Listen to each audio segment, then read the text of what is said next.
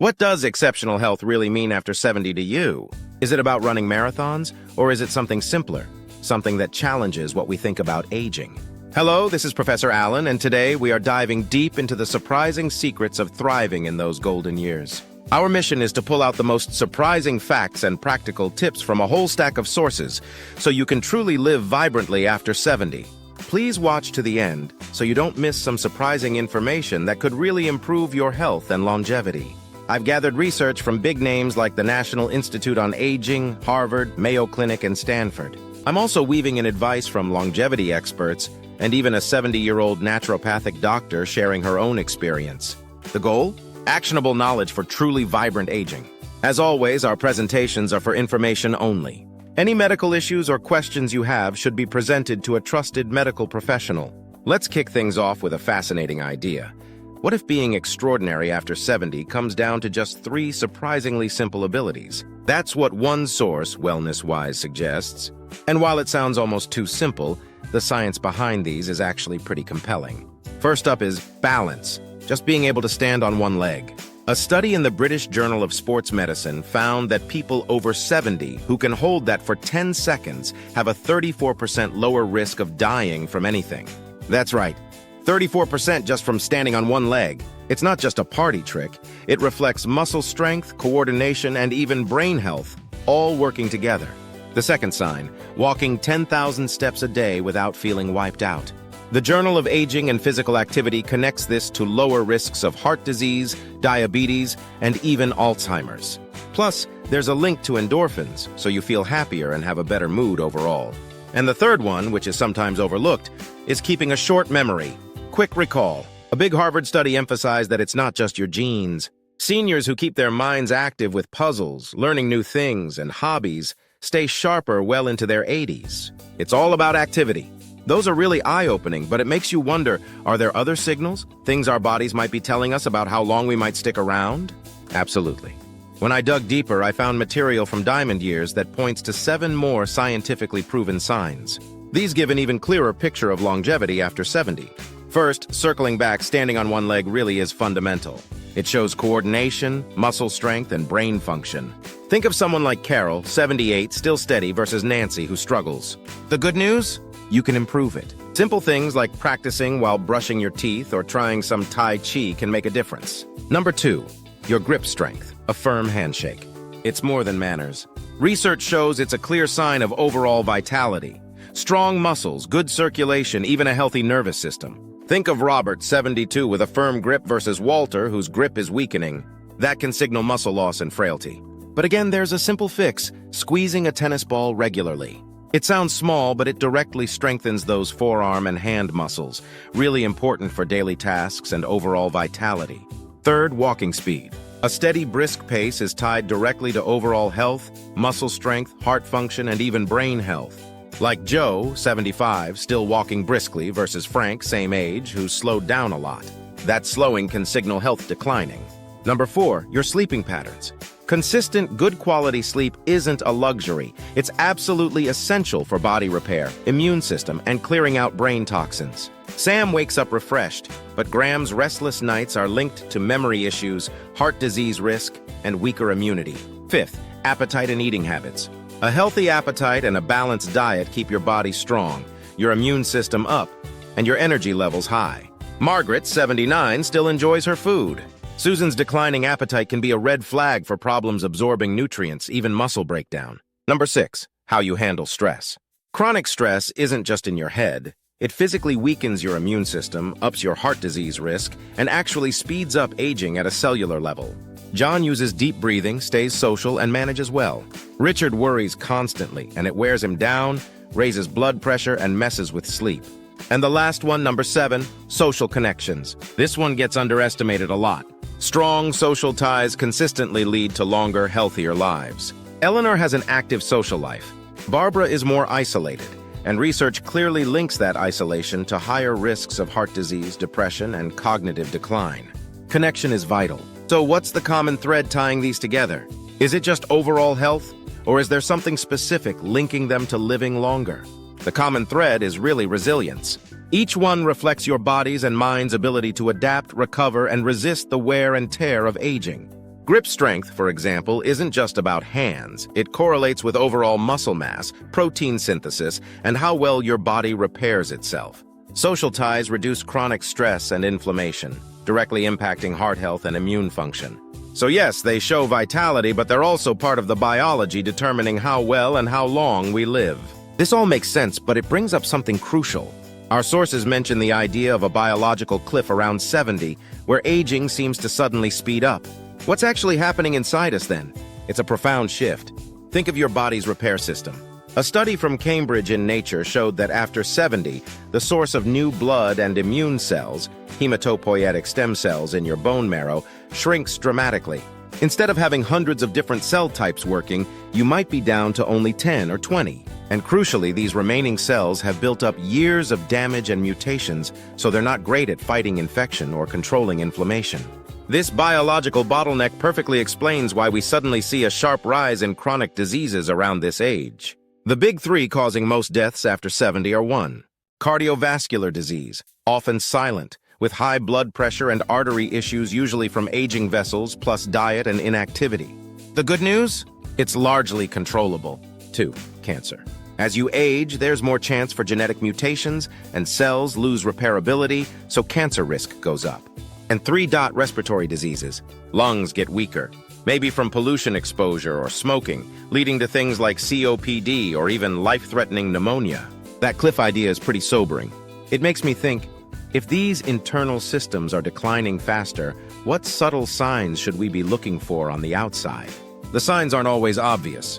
Sources, especially senior heartfelt wisdom, pointed out 6 body parts that often show the earliest, most subtle signs of decline after 70. First, and probably most visible, is the head. You might see deeper wrinkles, a receding hairline, thinner hair, larger pores, eyesight getting worse, even slight changes in your forehead or nose shape. It's not just cosmetic. It can reflect collagen loss and aging throughout the body. Second, the mouth and teeth. Gums might shrink, teeth can loosen, you might get more sensitivity or decay, and your sense of taste can dull.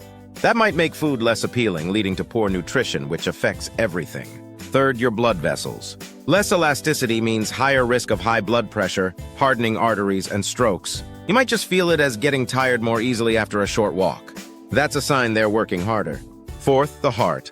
Unlike joints, heart problems often don't shout until they're serious. Shortness of breath, irregular heartbeat, chest tightness. Those are major red flags. Never ignore them.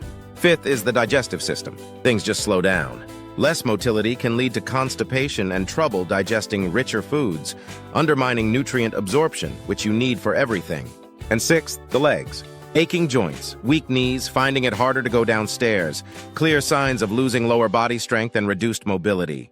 It limits daily activities, which speeds up aging and increases fall risk.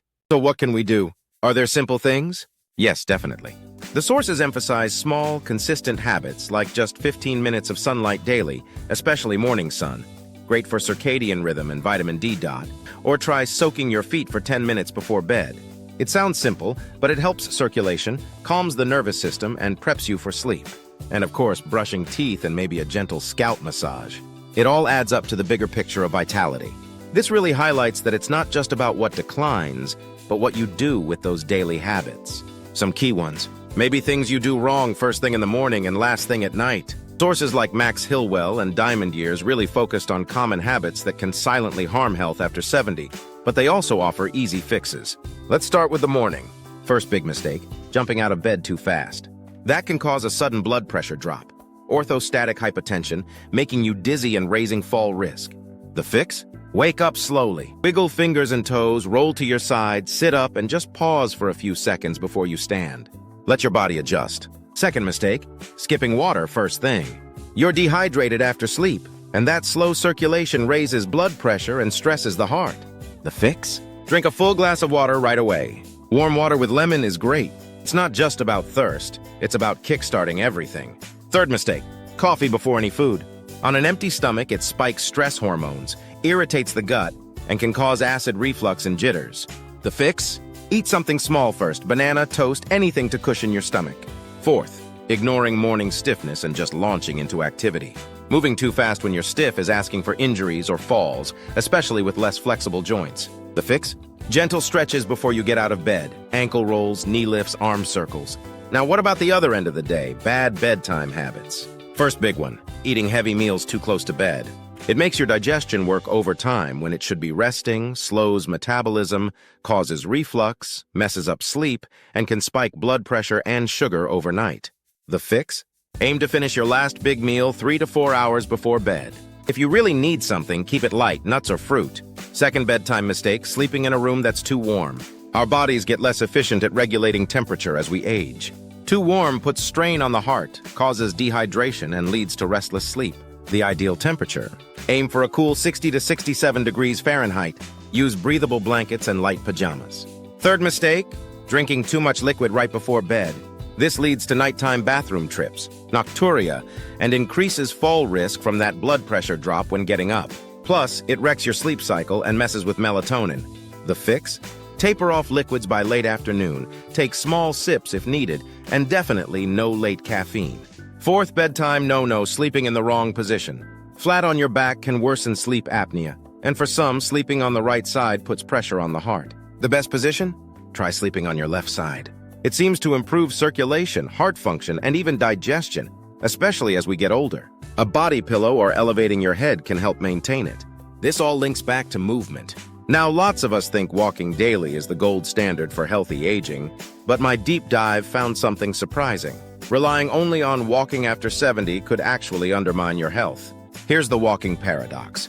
Walking is great for your heart, no doubt, but overwalking as your only exercise, especially post-70, doesn't build the specific muscle needed to fight off sarcopenia, age-related muscle loss. It might not provide enough resistance, and it doesn't build muscle effectively. Plus, it can repetitively strain joints without building the surrounding strength to protect them. That's why experts are pushing for a broader approach. They say prioritize 5 other critical activities either instead of or alongside walking. First, strength training to preserve muscle mass. This directly fights sarcopenia, improves balance, and prevents injuries. Michael, 74, added resistance bands and bodyweight exercises to his walks and felt much stronger. Second, balance and stability exercises to prevent falls. Walking uses big muscles, but not always the small stabilizers in your feet, ankles, and core. Jimmy, 76, improved his stability hugely with simple things like standing on one foot and heel-to-toe walking. Third, flexibility and mobility exercises. Keep those joints healthy. They stiffen with age, restricting movement. Isaac, 73, got much more comfortable just by adding gentle stretching. Fourth, core and posture exercises.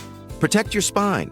A strong core isn't about abs. It's about stability, preventing back pain, and keeping your spine aligned. Even just standing tall against a wall or engaging lower abs while sitting helps. And fifth, joint protection and low-impact movements. Repetitive impact from walking, especially on pavement, wears down cartilage. Daniel, 72, switched to swimming and cycling and found huge relief for his knees and back, strengthening muscles without the pounding. This really shifts the perspective on just walking and brings us back to muscle loss, that hidden epidemic. But what about food? Is there really a simple food that can help reverse this? The good news is, studies from Stanford have shown certain foods can actually help rebuild and preserve muscle, even in seniors. Diamond Years listed 10 key ones. Let's start with lean beef. Great protein, sure, but critically it has leucine, an amino acid that specifically triggers muscle protein synthesis, which gets tougher as we age. Plus creatine, iron, zinc, and B vitamins. So it's not just protein quantity, but the quality and the extra stuff that makes it work better for older muscles. If you want fast absorption, whey protein is best. It has the highest leucine, absorbs quickly, and gets those muscle-building signals going fast. It also has peptides for blood flow and cysteine for antioxidants. Then, fatty fish like salmon, mackerel, and sardines, packed with omega-3s to reduce inflammation, plus complete protein and vitamin D. Nuts and seeds offer plant protein, magnesium for muscle contraction, more omega-3s, zinc, and vitamin E. Beans and legumes provide slow-digesting protein, resistant starch for gut health, and fiber for blood sugar. Eggs are fantastic protein with choline and vitamin D. And interestingly, whole eggs build about 40% more muscle than just the whites. The yolk has key nutrients. Olive oil, especially extra virgin, has unique anti-inflammatories like oleocanthal that stop muscle breakdown and help insulin sensitivity. Berries are full of antioxidants that protect muscle tissue and manage inflammation. Leafy greens like spinach and kale have nitrates for blood flow, plus electrolytes like calcium, magnesium, and potassium. But what's the number one? According to the sources, the single top food for muscle preservation is Greek yogurt. Straining doubles the protein, 15 to 20 grams per serving. It's got casein protein, which digests slowly, minimizing muscle breakdown overnight, plus calcium, vitamin D, phosphorus, and probiotics for gut health. Now shifting gears slightly to another vital area, sleep. We know it's crucial, but is it true that the timing might matter even more than how much you get? That's a profound insight from recent research, especially relevant after 70. Our sleep actually restructures. We get about 40% less deep sleep than in our 50s, and our bodies start making melatonin, the sleep hormone, earlier. It's not broken, it's adapting. Here's the kicker. Mayo Clinic research from 2024 found a magic window. Seniors who shifted their bedtime to between 9 p.m. and 10 p.m. saw a stunning 45% improvement in sleep quality. It aligns with our changing natural rhythms. But for people who've been night owls forever, how realistic is that? Are there downsides? It can definitely feel like a big change, but the benefits seem so significant. And it's not about forcing it overnight. The impact on brain health is what really makes it compelling. A Johns Hopkins study, also 2024, found a 32% reduction in cognitive decline by aligning sleep with the brain's cleaning system, the glymphatic system. Think of it like plumbing that flushes out waste products built up during the day.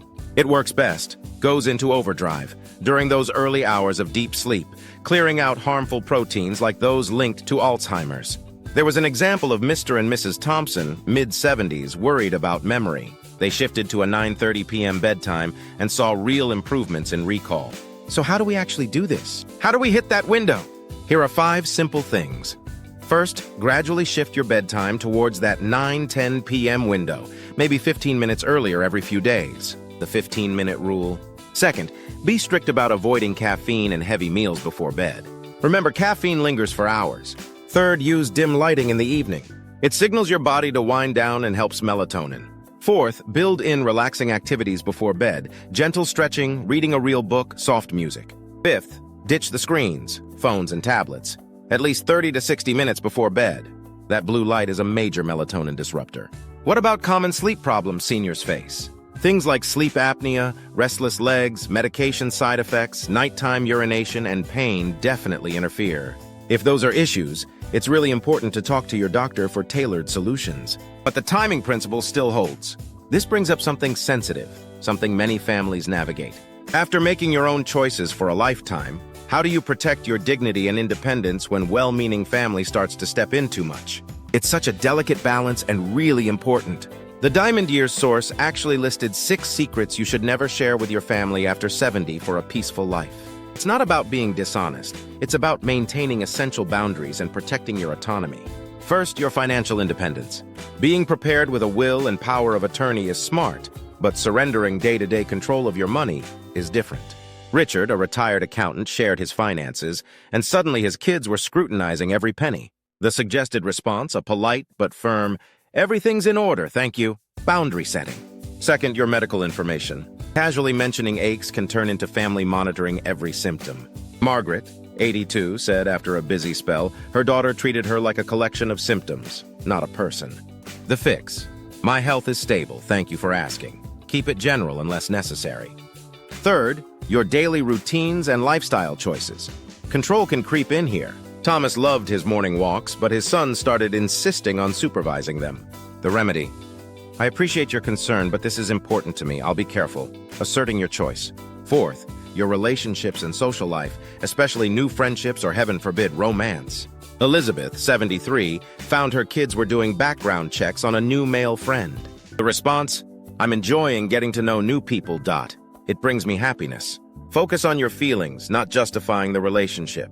Fifth, your emotional labor. Seniors often get stuck being the family mediator, expected to absorb everyone else's stress. James, 80, felt drained. The remedy. I trust you to work this out. Or simply, I don't have the capacity for this right now. It's okay to protect your energy. And the last one, sixth, your personal space and belongings. This hits dignity hard. Clara, 76, had her daughter organize her home, donating things without asking. It felt like a huge loss of control. The remedy. I appreciate you wanting to help, but please ask before changing anything in my home. Your space is yours. That's powerful advice for holding on to autonomy. But what about someone living it? I mentioned a 70-year-old naturopathic doctor. What are her daily habits? Karen Jensen, 70, shared her personal tips. She exercises regularly, no surprise there, drinks lots of water, and interestingly, she's avoided wheat for 30 years due to non-celiac gluten sensitivity, finding it massively boosted her energy and clarity. Supplement-wise, she takes essential fatty acids, bacopa, boswellia, curcumin, and probiotics daily. She only adds immune support if she feels she needs it. And anything beyond the physical? Yes. Perhaps the most profound thing she mentioned, maintaining an attitude of gratitude. No matter what life throws her way, she finds that mental approach just as critical as any physical habit. That mindset connects beautifully to being a rare gem. Senior Heartfelt Wisdom actually added 8 more qualities to that idea. Beyond the physical signs, it's things like maintaining a good body shape, being able to care for yourself, having a sharp mind to see through scams, having adequate finances so you don't have to ask kids for money, communicating well with children, avoiding major conflicts, having your original spouse still around if applicable, being diligent in learning, navigating places using phones confidently, having hobbies, a playful spirit, and finally, having a broad heart, not comparing yourself constantly, accepting imperfections. It's a very holistic view of thriving. This deep dive really shows that thriving after 70 isn't about dodging aging. It's about understanding it and making intentional choices. Small habits really add up for muscle, brain health, and overall vitality. And remember, your future is not set in stone. You have so much agency over your health and happiness. Aging is a journey, and it can be incredibly rewarding if you approach it with awareness and proactive steps. So here's a final thought. If things like a youthful, resilient face or bright, clear eyes can sometimes reflect inner health, what small, consistent habit could you start today? Something that not only boosts your health, but also lets that inner vitality shine through, making you a true, rare gem. If you found this video helpful, please give it a thumbs up, share it with friends and family, and subscribe for more health insights. We thank you for watching.